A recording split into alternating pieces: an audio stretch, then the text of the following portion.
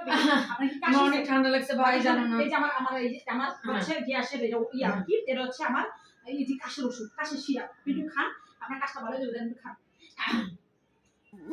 তুমি যে আমার কম খাইলে, তুমি সব ভাইলা খাইলে। আমি একটা কথা কই, আমার আবার এই টুকুতে হয় না। আমি সবসময় কাশির সিরাপ একটা ভাইলা খেতে। এই তুমি কি পাগল? আমি জানতাম তো মাইসে কয় তোমারে পাগল, কিন্তু এখন তো দেই বাস্তবিক পাগল। তুমি পুরোটা খাইলে। আমার একটা পুরোটা খেতে। ভাবি আমার একটু ভালো লাগতেছে না? আচ্ছা দাঁড়ান, আপনারা একটা জাকুনি দেওয়ার পরে একটা কাশির ওষুধ একটা ভালো কাজ করবো না, জাকুনি দিই।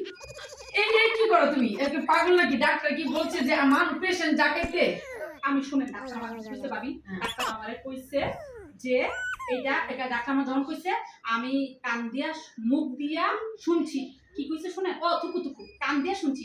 কইছে খাওয়ায় ওষুধ খাবে জাকিরি, ঠিক আছে? এটা আমি শুনছি।